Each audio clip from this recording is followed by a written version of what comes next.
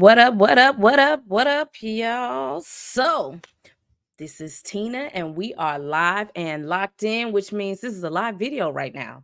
All right. So, on Wednesdays, I'm going to be covering, a lot of fantasy content. So, like the MCU, DCU, Game of Thrones, Interview with Vampire, all that stuff. So, anytime you see me go live on Wednesdays, that's the type of content I'm going to be talking about. So, today, for this episode, we're going to go over some Fantastic Four news.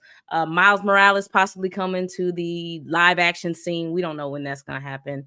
Deadpool, Aegon's Conquest, and a lot more. So, without further ado, let's get into it.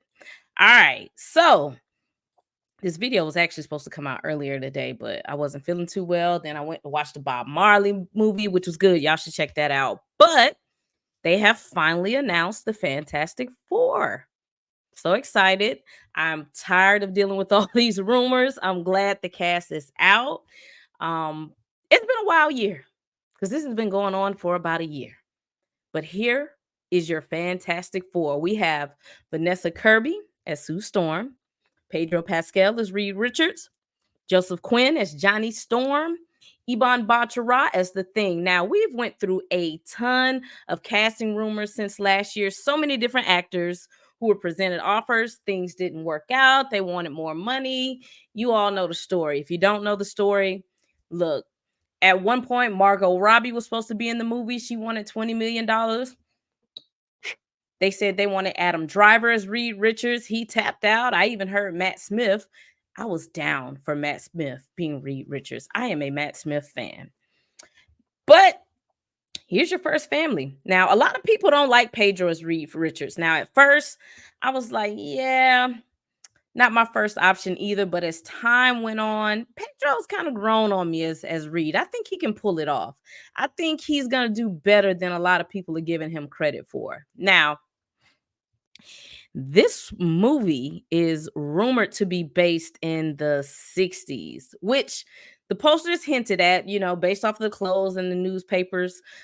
We think a lot of us, in the MCU scooper community or all of us that kind of talk amongst each other, we think for sure this is probably going to take place in a different universe. I don't see any other way how this works out. If it's based in the 60s, this has to be in a different universe, right? It has to. Like, how else can they make this work without it being in a different universe?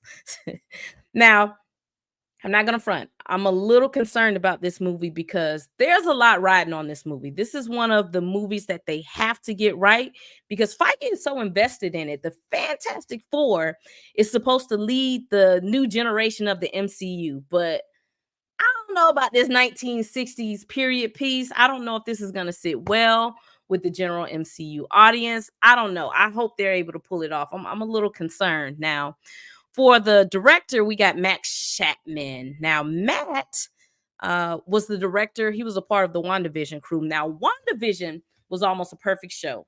From clothes to music to story, you can tell that they really put thought and effort into the creation of WandaVision. And on the writer's side, they're going to bring in Josh Friedman. So if you don't know Josh Friedman, he worked on Avatar, The Way of the Water. I mean, the movie was cool. I'm not a big Avatar fan, but that movie did kind of deal with the family dynamic. And from what we're hearing about the Fantastic Four, Feige wants to lean into the family aspect of the team. So I guess that's why they brought Josh in. He's going to be able to write a family story. I just don't know how the general audience is going to take to this being a period piece, but we'll see. Now, filming is supposed to start this summer and is scheduled to be released summer of 2025. I think that's what I saw. But here's your cast, man. We got Vanessa, Pedro, Joseph, and Iban Bacharach. This is your Fantastic Forecast. How do you guys feel about it? Y'all rocking with it? Look, even if you're not rocking with it, this is who it is. Ain't nothing you can do about it. This is the cast. This is who Feige wanted, and this is the team. So we're gonna move on past Fantastic Four. Next up, let's talk about the live action Miles Morales project. All right. So Amy Pascal, who's in the middle, she's an executive over at Sony. And she was asked, hey, when are we going to get a live action Miles Morales project? Her exact words were someday. Not until we make two more movies. Now, I ain't even going to flex. When I heard her say, not until we make two more movies, I immediately thought she meant two more Spider-Verse movies. I'm like, we don't need two more Spider-Verse movies. This needs to end at a trilogy. I don't want to see two more Spider-Verse movies. But then I realized when she said Miles Morales will be coming after two more movies, she actually meant one more Spider-Verse movie and then one more Tom Holland movie. So we should be getting an introduction to Miles, I'm assuming after Tom Holland's movie. I, um, Once again, I'm concerned about a live action Miles Morales because Sony just can't get right with their films. Spider-Verse is great. They do good with the Spider-Verse. They have a solid team over there. They're live, they're locked in, they know what they're doing with Spider-Verse, but everything else they can't get the parts to click. Now, Venom makes them a ton of money. Tom Holland's projects makes them a ton of money, but outside of those two, they can't get it together. Morbius didn't do well.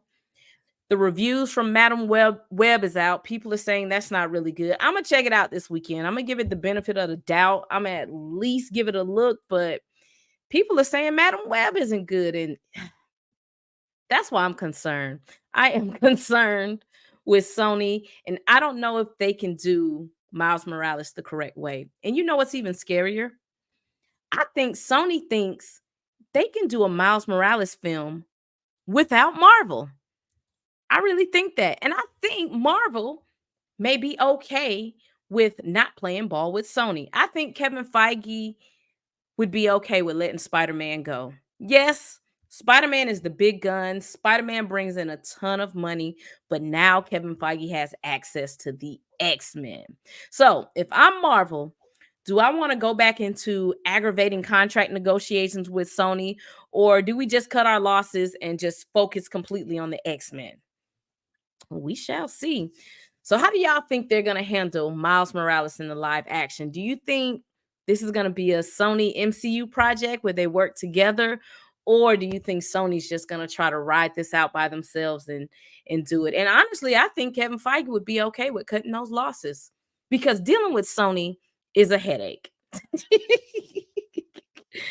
Hey, Kevin Feige is like, yo, I have the X-Men. I really don't have to be stressed out with Sony and Spider-Man anymore. Of course, we all would like to have Spider-Man, but if push comes to shove, Kevin Feige is okay with just leaning into the X-Men. I'm 100% sure with that. All right, next up, let's talk about the Deadpool trailer. So the Deadpool trailer's out. How y'all felt about it? So this is my takeaway. I don't really rock with Deadpool like that, but I'm excited because based off of this trailer, they're now trying to form some sort of connective tissue. And we're now getting back to kind of like how the MCU used to be, where things are starting to connect, even if it's only a little bit.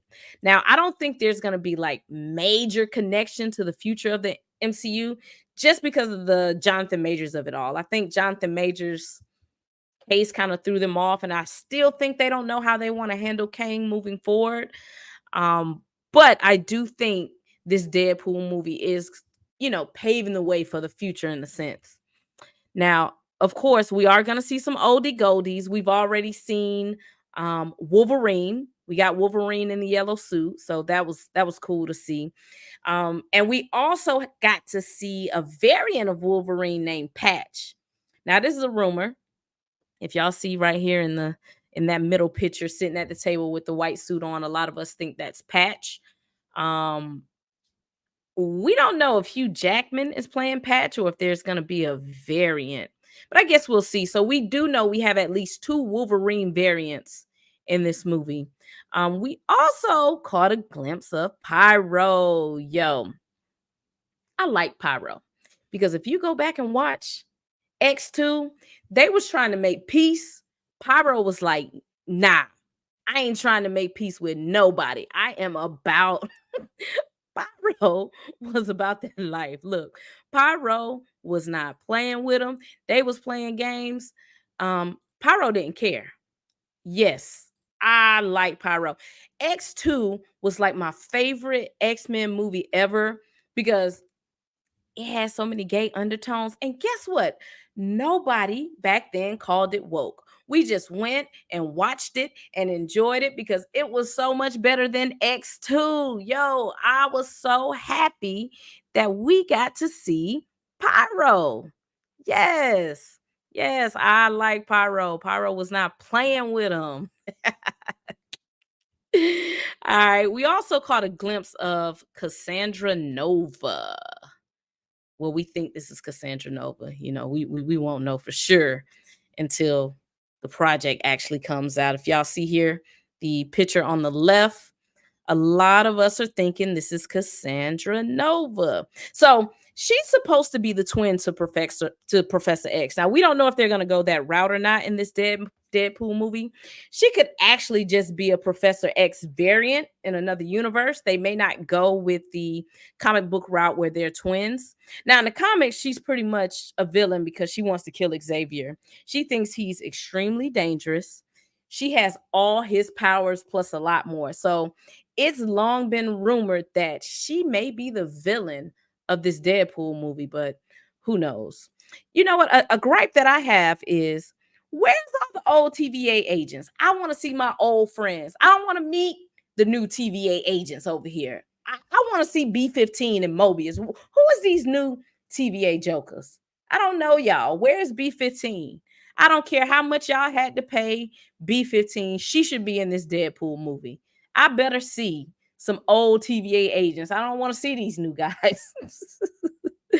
All right. So next up, we have some brave new world news. Mark Ruffalo. Mark Ruffalo is hilarious. So he told everybody he's gonna be in Brave New World as Hulk. Then after that, Variety came out and said he misspoke. He's not gonna be in the movie. So here's my theory. My theory is either he's always been in the movie or he's not in the movie at all. Because I'm sure Mark Ruffalo demands a pretty penny for a fee. So if he's going to be in a project, he's going to be all in. I'm not wasting money on some little cameo. These actors are getting smarter, they're demanding better pay. And if Mark Ruffalo was in this movie, he wouldn't be added just right now during these rewrites as like a little cameo. He's either always been in this movie from the start or he's not in it at all. I don't I don't know how Mark Ruffalo slipped up and said this. He does it all the time. I I really have no interest whatsoever in Cat 4. Anthony Mackie just, you know what? No comment. It's Black History Month. I'm not going to do that. Hopefully, hopefully my anticipation for this film builds more sooner than later, but I have no interest whatsoever in Cap 4.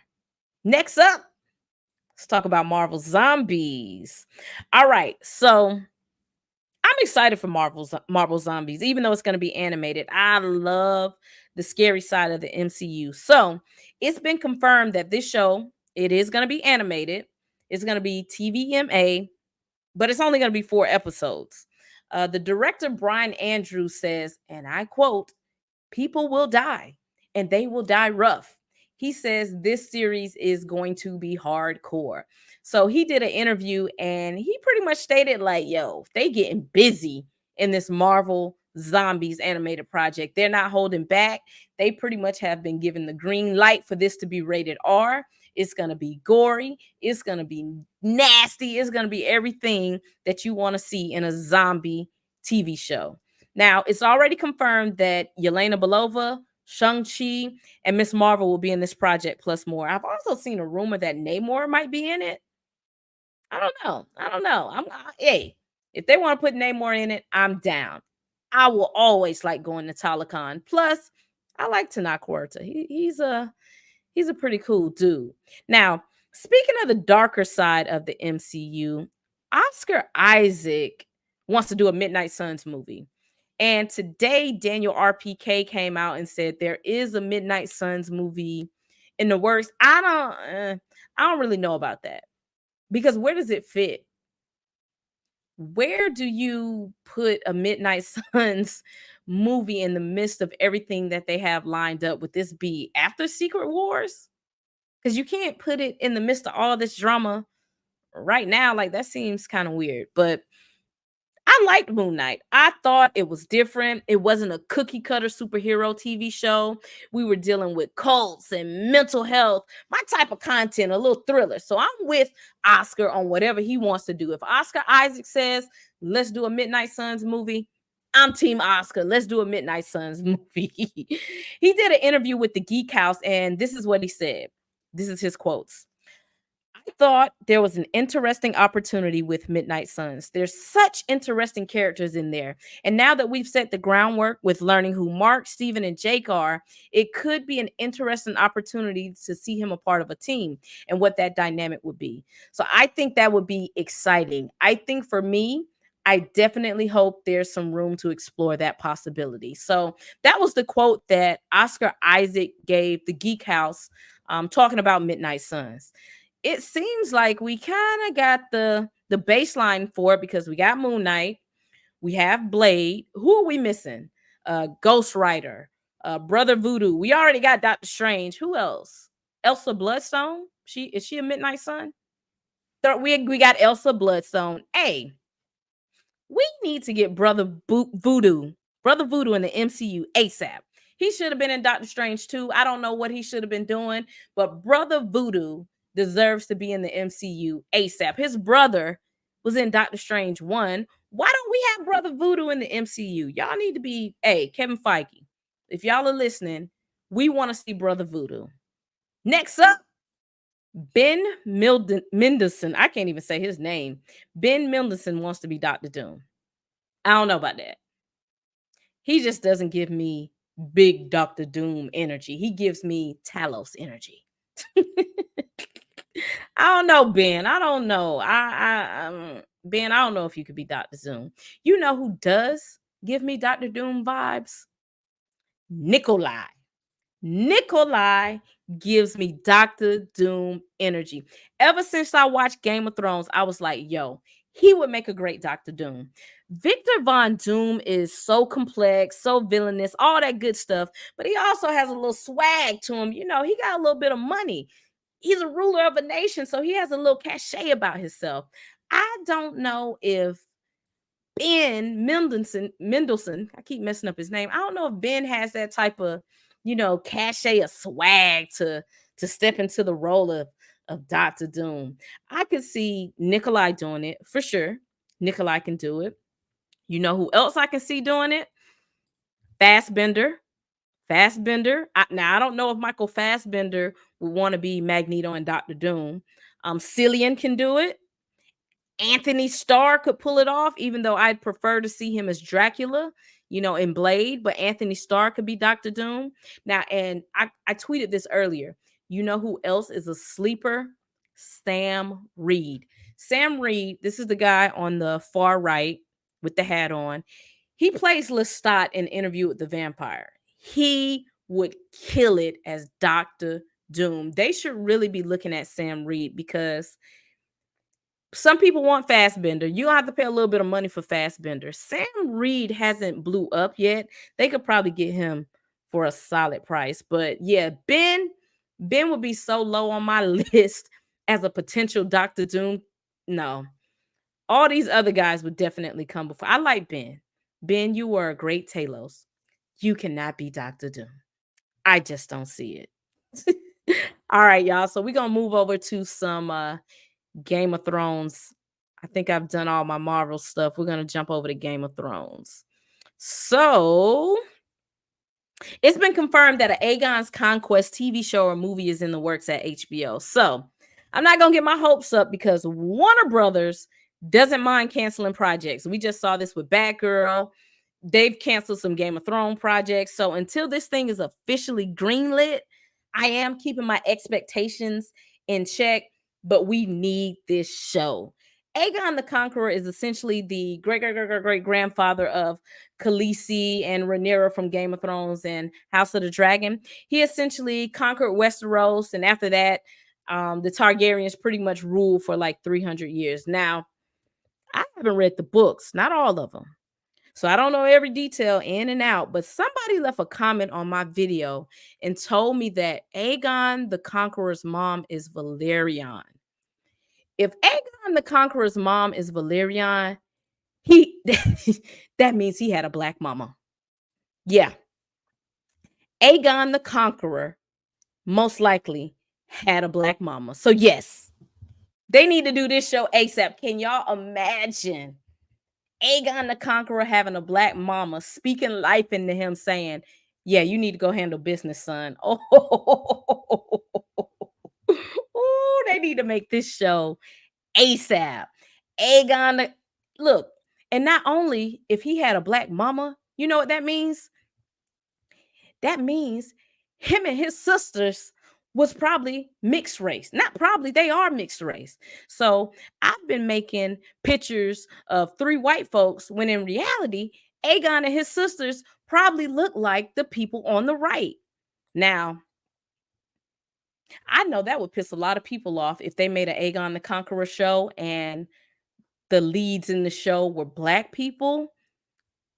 But yo, I'm sorry, when you make the Valerians black, which y'all made the Valerians black in House of the Dragon, that completely changes the history of Westeros. That changes everything. When you made those Valerians black in House of the Dragon, and you're telling me Aegon the Conqueror's mother is Valerian, that means Aegon the Conqueror is either black or mixed race. HBO, make this happen and follow through and do what you're supposed to do. Even if you want to make Aegon fair-skinned and his mama be fair-skinned, that man has black DNA in him, and I want to see it. All right, last topic I'm gonna run through, y'all. Then I'm gonna get up out of here. Is we did get a sneak peek of Interview with the Vampire. We also received an official release date, which will be May 12th. It's going to be 8 episodes long, and they are going to be in Old Paris. They're going to be in Paris this season. I'm ready to see Lestat come back. He's such a Scorpio. He has serious anger and jealousy issues, and he needs to get it in check. But I like Sam Reed. And you know what? I really wish people would support Interview with the Vampire. It's such a good show. I want this universe to continue. I want to eventually see Akasha. They have so much they can work with, and it sucks because this comes on AMC, and not a lot of people watch AMC.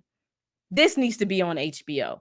When AMC did a deal with HBO and moved this show over there for like a month or two, the ratings went up. People started watching this show like crazy when they put it on HBO.